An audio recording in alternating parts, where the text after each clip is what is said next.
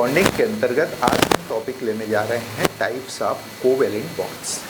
इसके पिछले लेक्चर में हमने ओवरलैपिंग डिस्कस किया था, जिसमें आपने देखा था कि depending upon the types of atomic orbitals involve overlapping 3 types की होती थी। एक को हम बोलते थे एसएस ओवरलैपिंग, दूसरे को एसपी ओवरलैपिंग और तीसरे को पीपी ओवरलैपिंग, जो खुद 2 टाइप की होती थी, पीपी हेडवाइज और पीपी साइडवाइज ओवरलैपिंग। और इस बेसिस पर हमने देखा था कि 2 टाइप्स के कोवेलेंट बॉन्ड थे। एक को हम नाम देते थे सिग्मा बॉन्ड और दूसरे को नाम देते थे पाई बॉन्ड। तो इन जनरल कोवेलेंट बॉन्ड हमारे सामने जो आया था वो 2 टाइप का आया था। एक को हम नाम देते थे सिग्मा बॉन्ड और दूसरे को पाई बॉन्ड। चलिए देखते हैं स्लाइड में क्या लिखा है।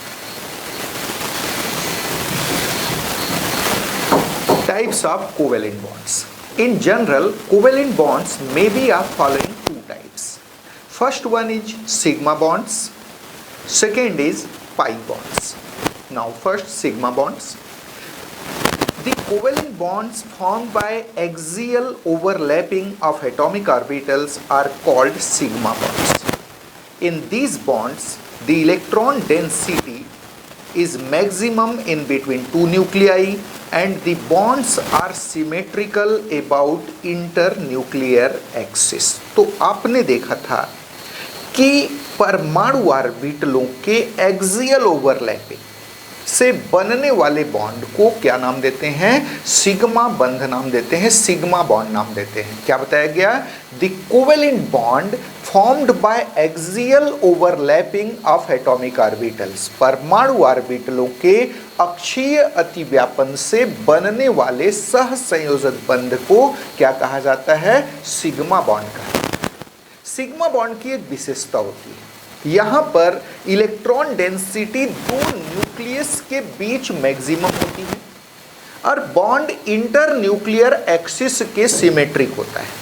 तो क्या देखा आपने? In sigma bonds electron density is maximum in between 2 nuclei and the bond is symmetrical about inter nuclear axis. और आपने ये भी देखा था पिछले लेक्चर में कि SS, SP and PP headwise overlapping, इन तीनों में सिग्मा बॉन्ड का फॉर्मेशन होता है, क्योंकि तीनों में बनने वाला जो कोवेलेंट बॉन्ड था वहां इलेक्ट्रॉन डेंसिटी 2 न्यूक्लियस के बीच मैक्सिमम थी, बॉन्ड इंटर न्यूक्लियर एक्सिस के ऊपर बन रहा था, इंटर न्यूक्लियर एक्सिस के सिमेट्रिक था। चलिए आगे देखते हैं क्या लिखा है स्लाइड में। SS, SP and PP headwise overlapping lead to the formation of sigma bonds. तो ऑलरेडी बता चुका हूं कि एसएस, एसपी और पीपी हेडवाइज ओवरलैपिंग, यानी पीपी अक्षीय अतिव्यापन जो होता है, एक्सियल ओवरलैपिंग जो होती है, उसमें सिग्मा बॉन्ड का फॉर्मेशन होता है। देखिए कैसे, यहाँ पर पहला केस एसएस ओवरलैपिंग डायग्राम में शो किया गया है। ये एक एस ऑर्बिटल है, उसका न्यूक्लियस एस ऑर्बिटल जो कि गोलाकार होता है, स्फेरिकल होता है। ये दूसरा एस ऑर्बिटल आल्सो स्फेरिकल, दोनों ओवरलैप करेंगे, कुछ कॉमन स्पेस शेयर करेंगे। उस कॉमन स्पेस में इन ऑर्बिटल के जो अनपेयर्ड इलेक्ट्रॉन होते हैं उनकी पेयरिंग हो जाती है। तो याद रहे, यहाँ जो बॉन्ड बना वहाँ इलेक्ट्रॉन डेंसिटी 2 न्यूक्लियस के बीच, यहाँ पर 2 न्यूक्लियस के बीच मैक्सिमम होती है। बॉन्ड इंटर न्यूक्लियर एक्सिस, यानी दोनों न्यूक्लियस को मिलाने वाली जो रेखा है उसी के ऊपर बनता है और इंटर न्यूक्लियर एक्सिस के सिमेट्रिक होता है, अंतर्नाभिकीय अक्ष के सममित होता है। मतलब अंतर्नाभिकीय अक्ष इस बॉन्ड को 2 इक्वल पार्ट में बांटता है। क्लियर है? तो ऐसा बॉन्ड क्या कहलाता है? सिग्मा बॉन्ड कहलाता है। तो पहला केस आपने देखा कि एसएस ओवरलैपिंग में जो बॉन्ड बना है वह कौन सा बॉन्ड है? सिग्मा बॉन्ड है। चलिए आगे सेकेंड डायग्राम देखिए। ये देखिए एक एस ऑर्बिटल, पी ऑर्बिटल जो कि डम्बल शेप का है, उसके साथ ओवरलैप कर रहा है। कौन सा ओवरलैपिंग कहलाएगा? SP overlapping. यहां जो बॉन्ड बना उसमें भी इलेक्ट्रॉन डेंसिटी 2 न्यूक्लियस के बीच मैक्सिमम है, बॉन्ड इंटर न्यूक्लियर एक्सिस के ऊपर बना है, इंटर न्यूक्लियर एक्सिस के सिमेट्रिक है, नेचुरली ये भी कौन सा बॉन्ड है, सिग्मा बॉन्ड है। तो sp ओवरलैपिंग में भी कौन सा बॉन्ड बनता है, सिग्मा बॉन्ड। अब तीसरा case pp overlapping. pp overlapping जो एक्सियल pp ओवरलैपिंग होता है, हेडवाइज pp ओवरलैपिंग होता है, जिसको हम शीर्षस्थ pp अतिव्यापन बोलते हैं, उसमें भी सिग्मा बॉन्ड बनता है। आपको मालूम है p ऑर्बिटल कैसे होते हैं, डम्बल शेप के होते हैं। दो p ऑर्बिटल एक दूसरे के पास एक्सियली आ सकते हैं, जहां उनके केवल एक लोब एक दूसरे के कांटेक्ट में आएंगे। याद रहे p ऑर्बिटल डम्बल शेप का है, ये दूसरा p ऑर्बिटल ये भी डम्बल शेप का है। अगर ये एक्सियली ओवरलैप हो रहे हैं तो इनके केवल एक ही लोब आपस में ओवरलैप करेंगे। इसको हम क्या नाम देते हैं, pp एक्सियल और pp हेडवाइज ओवरलैपिंग। और वही दोनों p ऑर्बिटल साइडवाइज आ सकते थे, क्लियर है, उसको हम क्या नाम देते थे, pp साइडवाइज ओवरलैपिंग और लेटरल ओवरलैपिंग। तो जो pp हेडवाइज ओवरलैपिंग होती है उसमें आप देखेंगे सिग्मा बॉन्ड बनता है, जबकि pp साइडवाइज ओवरलैपिंग में कौन सा बॉन्ड बनेगा, पाई बॉन्ड बनेगा। क्या विशेषता है पाई बॉन्ड का, हम आगे डिस्कस करेंगे। ये देखिए pp हेडवाइज ओवरलैपिंग, एक p ऑर्बिटल डम्बल शेप, ये दूसरा p ऑर्बिटल डम्बल शेप, दोनों ओवरलैप किए, कॉमन स्पेस शेयर किए। उस कॉमन स्पेस में इन ऑर्बिटलों के अनपेयर्ड इलेक्ट्रॉन्स पेयर अप होंगे। यहां भी आप देख सकते हैं इलेक्ट्रॉन डेंसिटी, दो न्यूक्लियस के बीच इलेक्ट्रॉन डेंसिटी मैक्सिमम है। बॉन्ड इंटर न्यूक्लियर एक्सिस पर बना है, इंटर न्यूक्लियर एक्सिस के सिमेट्रिक है, तो नेचुरली यह भी कौन सा बॉन्ड है, सिग्मा बॉन्ड है। तो आपने देखा कि SS, SP और PP हेडवाइज ये तीनों जो ओवरलैपिंग है, तीनों में सिग्मा बॉन्ड बनता है, क्योंकि तीनों में जो कोवेलेंट बॉन्ड बन रहा है उसकी विशेषता क्या है, इलेक्ट्रॉन डेंसिटी दो न्यूक्लियस के बीच मैक्सिमम है, बॉन्ड इंटर न्यूक्लियर एक्सिस पर बना है और इंटर न्यूक्लियर एक्सिस के सिमेट्रिक है। चलिए आगे बढ़ते हैं। नाउ सेकेंड टाइप का कोवेलेंट बॉन्ड जिसको आप पाई बॉन्ड्स बोलते हैं। The covalent bonds formed by sidewise or lateral pp overlapping of p orbitals are called pi bonds. That is, covalent bonds formed by sidewise or lateral overlapping of p orbitals. p ऑर्बिटलों के पार्श्वीय अतिव्यापन से बनने वाला बंध क्या कहलाता है, pi bond कहलाता है। क्लियर है। पाई बॉन्ड की क्या विशेषता होगी, देखिए पाई बॉन्ड में जो इलेक्ट्रॉन डेंसिटी होगी वह इंटर न्यूक्लियर एक्सिस के ऊपर और नीचे मैक्सिमम होगी, और ये बॉन्ड इंटर न्यूक्लियर एक्सिस के सिमेट्रिक नहीं होता। क्या नाम देते हैं इसको हम, पाई बॉन्ड। देखिए क्या लिखा है स्लाइड में, in these bonds the electron density is maximum above and below the internuclear axis and they are not symmetrical about internuclear axis. तो आपने देखा कि p ऑर्बिटलों के, पिछली डेफिनेशन में आपने क्या देखा था, परमाणु ऑर्बिटलों के अक्षीय अतिव्यापन से बनने वाले बंध को हमने नाम दिया था सिग्मा बंध।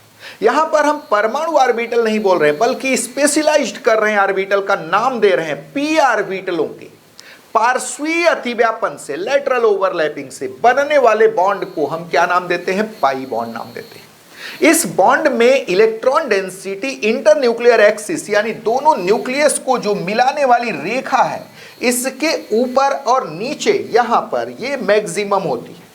बॉन्ड इंटर न्यूक्लियर एक्सिस के ऊपर नहीं बनता, इंटर न्यूक्लियर एक्सिस के सिमेट्रिक नहीं होता। क्या नाम देते हैं हम इसको, पाई बॉन्ड नाम देते हैं। ये देखिए डायग्राम में p ऑर्बिटल डम्बल से, दूसरा p ऑर्बिटल डम्बल से, दोनों पार्श्वीय रूप से यानी लेटरली एक दूसरे के पास आए, ओवरलैप किए, कुछ कॉमन स्पेस ओवरलैप कर रहे हैं। याद रहे दो जगह स्पेस की ओवरलैपिंग हो रही है, दोनों लोब्स आपस में ओवरलैप कर रहे हैं। क्लियर है, किसका फॉर्मेशन हो रहा है यहां पर, पाई बॉन्ड का, जहां इलेक्ट्रॉन डेंसिटी दो न्यूक्लियस के बीच मैक्सिमम नहीं है बल्कि इंटर न्यूक्लियर एक्सिस के ऊपर और नीचे मैक्सिमम है यहां पर। क्लियर है, बॉन्ड इंटर न्यूक्लियर एक्सिस के सिमेट्रिक नहीं है। क्या कहलाएगा ऐसा बॉन्ड, पाई बॉन्ड कहलाएगा। तो पाई बॉन्ड बनने की जो टोटल 4 टाइप का ओवरलैपिंग आपने देखा, टोटल 4 कह लीजिए, कौन कौन से, SS, SP, PP हेडवाइज और PP साइडवाइज। अगर इनको हम 4 टाइप की ओवरलैपिंग मान ले तो इसमें से जो 3 थे SS, SP और PP हेडवाइज, तीनों में सिग्मा बॉन्ड बनता था। एकमात्र केस मिला that is PP side wise overlapping, जिसमें कौन सा बॉन्ड बनता है, पाई बॉन्ड। कॉम्पिटिटिव एग्जामिनेशन में बहुत पूछा जाता है कि पाई बॉन्ड का फॉर्मेशन कब होता है, तो याद रहे पीपी साइड वाइज ओवरलैपिंग में पाई बॉन्ड का फॉर्मेशन होता है, जबकि एसएस, एसपी और पीपी हेड वाइज ओवरलैपिंग में किसका फॉर्मेशन होता है, सिग्मा बॉन्ड का। चलिए आगे बढ़ते हैं। देखिए क्या लिखा है, since side wise PP overlapping never occurs alone but always occurs along with head wise PP overlapping. Pi bonds have no free existence but are always formed along with sigma bonds. In fact, a single bond is always sigma bond. A double bond consists of one sigma and one pi bond, and a triple bond consists of one sigma and two pi bonds. तो आपको बताया गया कि जो PP side wise overlapping होती है वो कभी भी अकेले नहीं होती, हमेशा पीपी हेड वाइज ओवरलैपिंग के साथ होती है। पिछले लेक्चर में हमने बहुत डिस्कस किया था इसको। तो जो पाई बॉन्ड का फॉर्मेशन है ये कभी भी अकेला नहीं होता, पाई बॉन्ड कभी फ्री एग्जिस्टेंस नहीं रखता, ये हमेशा सिग्मा बॉन्ड के साथ बनता है। जबकि सिग्मा बॉन्ड का फ्री एग्जिस्टेंस हो सकता है, सिग्मा बॉन्ड अकेले बन सकता है, लेकिन पाई बॉन्ड हमेशा सिग्मा बॉन्ड के साथ बनता है। क्यों भाई, क्योंकि पीपी साइड वाइज ओवरलैपिंग हमेशा पीपी हेड वाइज ओवरलैपिंग के साथ होती है। क्लियर है। एक्चुअल में जो सिंगल बॉन्ड होता है that is always sigma, single bond हमेशा सिग्मा बॉन्ड होता है। जो डबल बॉन्ड होता है उसमें एक सिग्मा बॉन्ड होता है, एक पाई बॉन्ड होता है, और जो ट्रिपल बॉन्ड होता है उसमें एक सिग्मा बॉन्ड और दो पाई बॉन्ड होते हैं। याद रहे इस फैक्ट का यूज आगे हम कॉम्पिटिटिव प्रॉब्लम बनाने में करेंगे, जहां पर कोई मॉलिक्यूल दे देगा और उसमें आपसे नंबर ऑफ सिग्मा और पाई बॉन्ड्स कैलकुलेट करने के लिए पूछता है। तो आगे हम डिस्कस करेंगे इसको। चलिए आगे बढ़ते हैं। The strength of A covalent bond depends upon the extent of overlapping between the two orbitals. The greater the extent of overlapping between two orbitals, more stronger is the covalent bond formed. For example, in headwise pp overlapping, the extent of overlapping is more than that in sidewise pp overlapping. Hence, sigma bond is more stronger than the pi bond. Being relatively stronger, sigma bonds are not broken easily. Hence, sigma bonds are relatively less reactive than the pi bonds. तो आपको बताया गया कि किसी भी covalent bond का strength, बहुत ही खास बात बता रहे हैं, किसी भी कोवेलेंट बॉन्ड का बॉन्ड स्ट्रेंथ यानी बंध प्रबलता डिपेंड करती है एक्सटेंट ऑफ ओवरलैपिंग पर, अतिव्यापन की मात्रा पर निर्भर करती है। कॉम्पिटिटिव एग्जाम में बहुत पूछा जाता है कि किसी बॉन्ड का बॉन्ड स्ट्रेंथ किस पर डिपेंड करता है, तो याद रहे किसी भी कोवेलेंट बॉन्ड का बॉन्ड स्ट्रेंथ डिपेंड करता है एक्सटेंट ऑफ ओवरलैपिंग पर, यानी अतिव्यापन की मात्रा पर। अतिव्यापन की मात्रा जितनी ज्यादा होगी बॉन्ड उतना ही स्ट्रॉन्गर होगा। अतिव्यापन की मात्रा से क्या मतलब है, दो ऑर्बिटल पास आए और एक दूसरे को बहुत कम पेनिट्रेट किए, कम स्पेस शेयर किए, मतलब वहां ओवरलैपिंग कम हुई है, एक्सटेंट ऑफ ओवरलैपिंग कम है। वही स्ट्रांगली एक दूसरे को पेनिट्रेट किए, ज्यादा स्पेस शेयर की, तो नेचुरली एक्सटेंट ऑफ ओवरलैपिंग ज्यादा होगी, बॉन्ड स्ट्रांगर बनेगा। इसका एग्जांपल अगर हम बात करें सपोज पी ऑर्बिटल्स के ओवरलैपिंग का, पीपी हेडवाइज ओवरलैपिंग और पीपी साइडवाइज ओवरलैपिंग, आप देखेंगे हेडवाइज ओवरलैपिंग में एक्सटेंट ऑफ ओवरलैपिंग ज्यादा होगा। क्यों भाई, क्योंकि यहां फोर्स पर यूनिट एरिया, कम एरिया एक दूसरे के कांटेक्ट में आ रहे हैं, फोर्स पर यूनिट एरिया यहां ज्यादा होगा, ऑर्बिटल एक दूसरे को ज्यादा पेनिट्रेट करेंगे, ज्यादा स्पेस शेयर करेंगे, तो बॉन्ड स्ट्रॉन्गर बनेगा क्योंकि यहां पर एक्सटेंट ऑफ ओवरलैपिंग ज्यादा है। वहीं जब पी ऑर्बिटल साइडवाइज एक दूसरे के पास आते हैं, इनके ज्यादा स्पेस एक दूसरे के कांटेक्ट में आते हैं, उस केस में आप देखेंगे फोर्स पर यूनिट एरिया कम हो जाएगा, तो नेचुरली स्पेस कम शेयर होगा, एक्सटेंट ऑफ ओवरलैपिंग कम होगा और बॉन्ड वीकर बनेगा। तो आप देखेंगे कि जो हेडवाइज ओवरलैपिंग है पीबी ऑर्बिटल का, उसमें एक्सटेंट ऑफ ओवरलैपिंग ज्यादा होता है, बॉन्ड स्ट्रॉन्गर बनता है, जबकि साइडवाइज ओवरलैपिंग में एक्सटेंट ऑफ ओवरलैपिंग यानी अतिव्यापन की मात्रा कम होती है, बॉन्ड वीकर बनता है। कहने का मतलब ये कि सिग्मा बॉन्ड जो है, जो हेडवाइज ओवरलैपिंग से बन रहा है, that is more stronger than pi bond. Pi bond से ज्यादा प्रबल होता है कौन सा बॉन्ड, सिग्मा बॉन्ड। अब बारी आई रिएक्टिविटी की। रिएक्टिविटी कैसे डिसाइड करें? तो याद रहे, आप केमिकल रिएक्शन किसको बोलते हैं? एक बहुत ही जनरल सा डेफिनेशन है, हम डिफाइन करते हैं मॉलिक्यूलर रिएक्शंस को। कैसे डिफाइन करते हैं? Chemical reactions are nothing but breakage of old bonds and formation of new bonds. यानी रासायनिक अभिक्रियाएं कुछ नहीं है, केवल पुराने बंधों का टूटना और नए बंधों का बनना है। तो याद रहे, केमिकल रिएक्शन में होता क्या है? पुराने बॉन्ड्स टूटते हैं, नए बॉन्ड्स बनते हैं। अगर बॉन्ड वीकर है तो जल्दी टूटेगा, आसानी से टूटेगा, तो नेचुरली उसकी रिएक्टिविटी ज्यादा होगी। वही अगर बॉन्ड स्ट्रॉन्गर है तो आसानी से नहीं टूटेगा, रिएक्टिविटी क्या होगी? कम होगी। तो नेचुरली आप देख सकते हैं कि जो सिग्मा बॉन्ड है वो रिलेटिवली स्ट्रॉन्गर बॉन्ड है, आसानी से टूटेगा नहीं, तो इसकी रिएक्टिविटी कम है। जबकि पाई बॉन्ड एक वीकर बॉन्ड है, आसानी से टूट जाता है, तो इसकी रिएक्टिविटी क्या होगी? ज्यादा होगी। मतलब ये कि sigma bond is relatively less reactive than pi bond. चलिए आगे बढ़ते हैं। Difference between sigma and pi bonds. Already आप सिग्मा और पाई बॉन्ड्स के बीच बहुत सारी चीजें, लगभग सारी चीजें पढ़ चुके हैं। अब हम इन दोनों को अलग अलग सेपरेट कर रहे हैं, इनके बीच डिफरेंस क्या है पढ़ चुके हैं ऑलरेडी। सिर्फ पॉइंट वाइज यहाँ सेपरेट करके लिखा जा रहा है, क्योंकि एकेडमिक एग्जामिनेशन में, आपके स्कूल एग्जामिनेशन का ये बहुत ही खास क्वेश्चन है। यूजुअली पूछा जाता है difference between sigma and pi bonds. तो क्या डिफरेंस है दोनों के बीच? देखिए, यहाँ पर हमने एक टेबल बनाया है, एक साइड हमने सिग्मा बॉन्ड लिया है, दूसरी साइड पाई बॉन्ड। और याद रहे, कोई नई चीज नहीं आने वाली। जो चीज आपने ओवरलैपिंग में पढ़ा था, जो आज के लेक्चर में अभी कुछ देर पहले हमने डिस्कस किया है, वो सारी चीजें एक एक करके साइड बाई साइड आपके सामने आएंगी। पहला पॉइंट देखिए, sigma bond. These bonds are formed by axial overlapping of atomic orbitals। Already बताया जा चुका है कि सिग्मा बंध का निर्माण परमाणु ऑर्बिटलों के अक्षीय अतिव्यापन से होता है।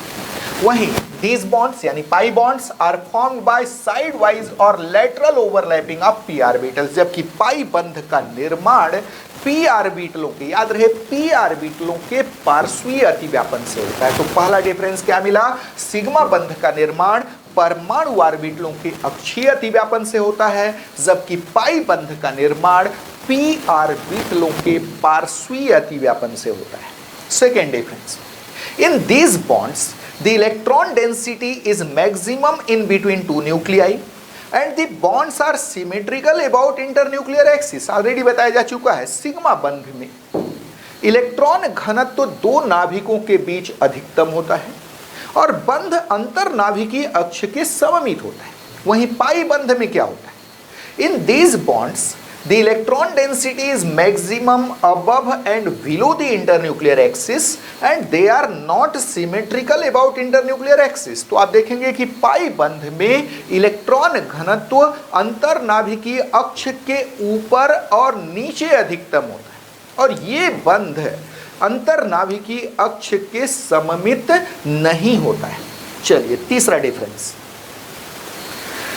since axial overlapping can occur alone, sigma bonds have free existence, that is they can be formed alone। तो आपको बताया गया, चूंकि अक्षीय अतिव्यापन अकेले हो सकता है, इसी कारण से जो सिग्मा बंध होता है, याद रहे वो अक्षीय अतिव्यापन से बन रहा है, सिग्मा बंध का स्वतंत्र अस्तित्व संभव है, वह अकेले बन सकता है, जबकि पाई बंध के साथ ऐसा नहीं है। देखिए क्या लिखा है, since sidewise pp overlapping never occurs alone but always occurs along with headwise pp overlapping, pi bonds have no free existence but are always formed along with sigma bonds। तो आपने देखा कि pp साइडवाइज ओवरलैपिंग का free existence नहीं हो सकता, वो कभी अकेले नहीं होता बल्कि हमेशा pp हेडवाइज ओवरलैपिंग के साथ होता है।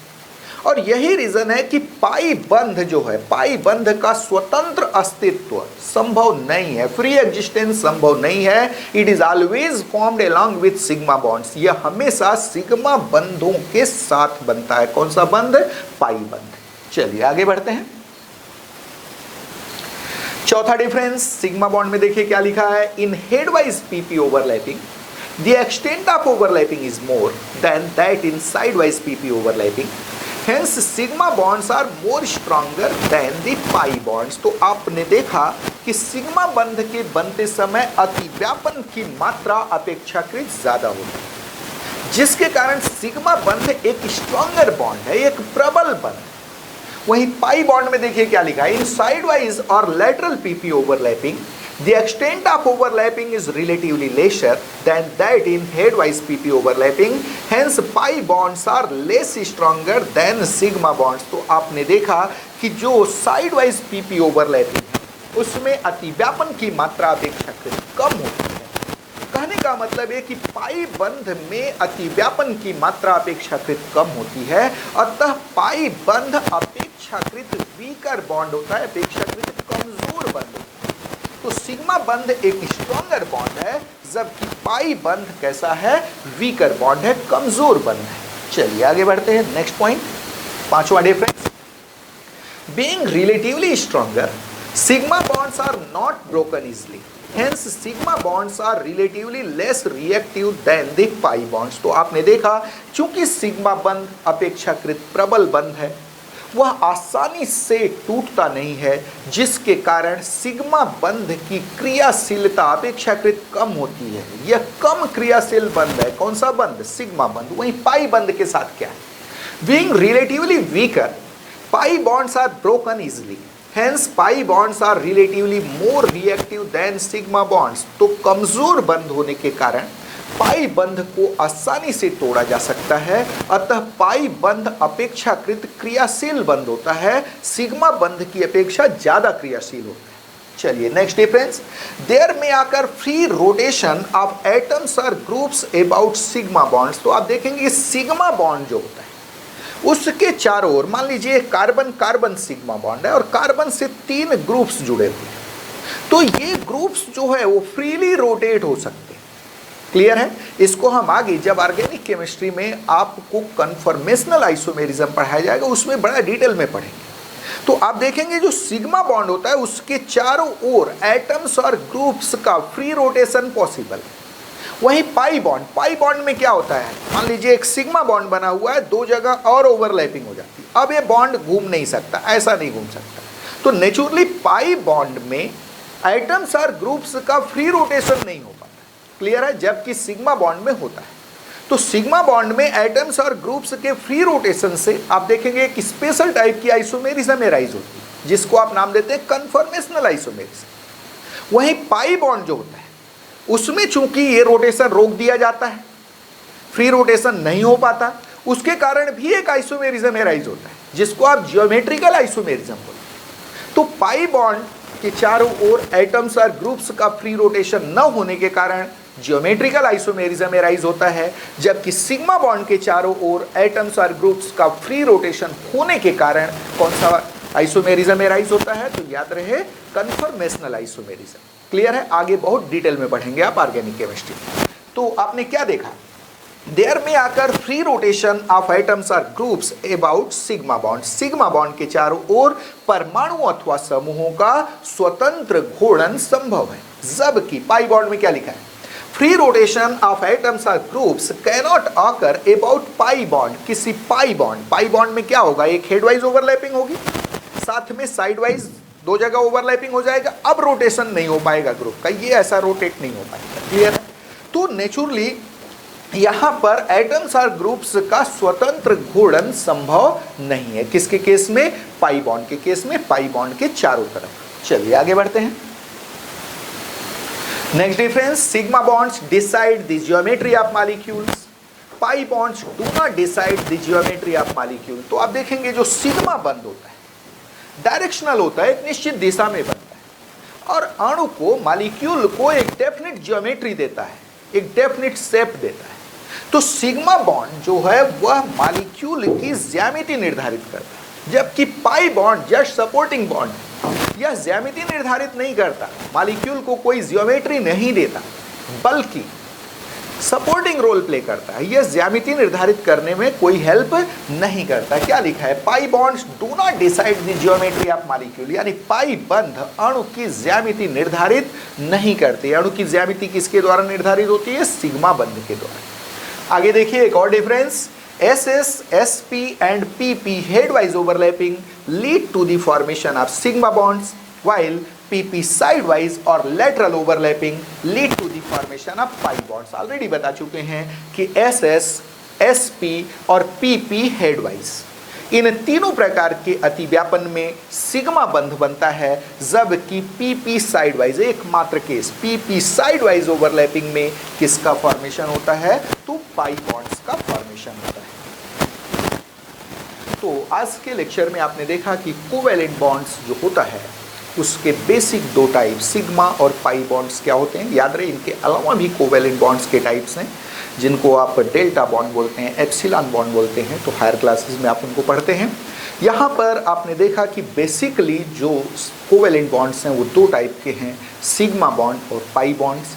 साथ में आपने देखा कि सिग्मा बॉन्ड्स की क्या विशेषता है, पाई बॉन्ड्स की क्या विशेषता है, सिग्मा बॉन्ड किस प्रकार के ओवरलैपिंग में बनता है, पाई बॉन्ड किन किन प्रकार के ओवरलैपिंग, पाई बॉन्ड का एक ही केस आपने देखा पीपी साइड वाइज ओवरलैपिंग में बनता है, ये भी आपने यहाँ देखा।